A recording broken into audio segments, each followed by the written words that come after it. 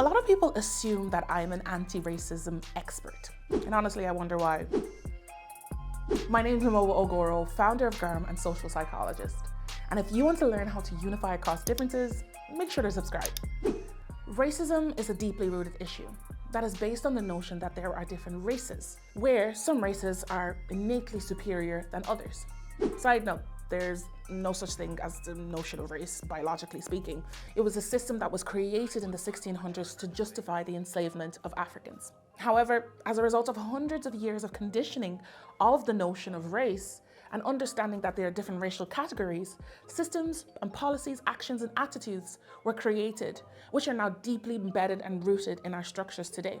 And these systems lead to outcomes that are unequal and inequitable for certain racial categories. Therefore, anti-racism is a proactive stance against racism and its systemic manifestations in our everyday life. It acknowledges that race does not exist, but racism does, and actively works to dismantle the oppressive structures and advocates for equity and justice in our society. On the other hand, intercultural competence, what I actually know a lot more in, refers to the ability to effectively interact and engage across lines of difference. It encompasses knowledge, attitudes, and skills necessary to navigate a culturally diverse environment, fostering understanding and building strong relationships and trust between communities. Intercultural competence is on a human level and promotes respect, empathy, and open understanding towards diversity and differences between our social groups.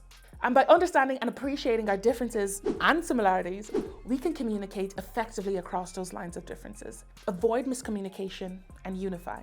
So, what is the difference between intercultural competence and anti-racism? Anti-racism tends to focus on dismantling oppressive systems that lead to inequalities and inequitable outcomes for different communities. This is much aligned with the surrounding work of policy, governance, and action plans. This is where a lot of sociologists come in.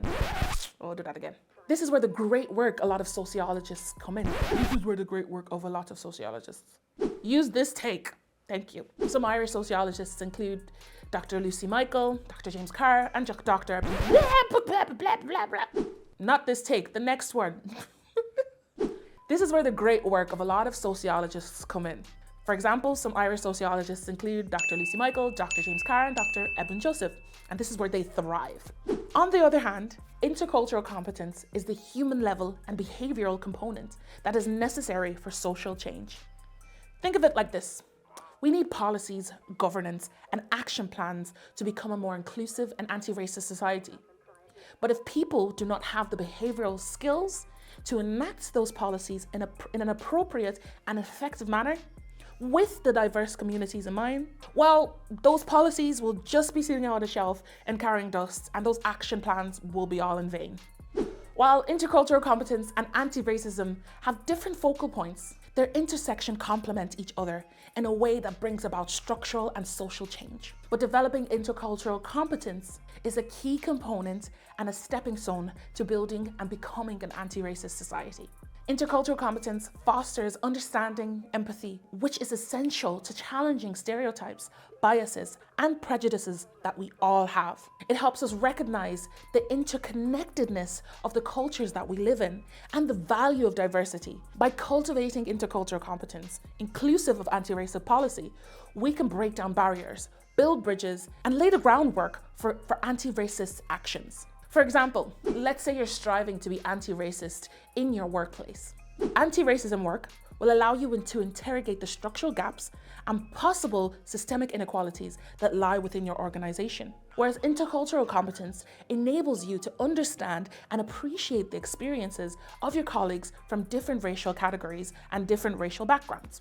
Similarly, intercultural competence supports anti-racist efforts in education, where teachers who possess intercultural competence create inclusive classrooms where students feel valued, respected, regardless and considering their racial and ethnic backgrounds.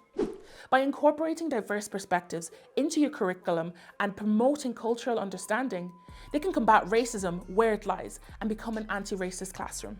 Anti-racism work and intercultural competence work are not twins, but they're sisters. They work side by side to facilitate both structural, social, and behavioral change in our society. It helps us not only to create a more inclusive society, but a society where, considering all our differences, we can unite in our shared humanity and fight against injustices that lie within our society and affect all of us. So no, I'm not an anti-racism expert, but anti-racism and intercultural competence work hand in hand in order to make our society, both on a structural and social behavioral level, a more inclusive and equitable place. That's done.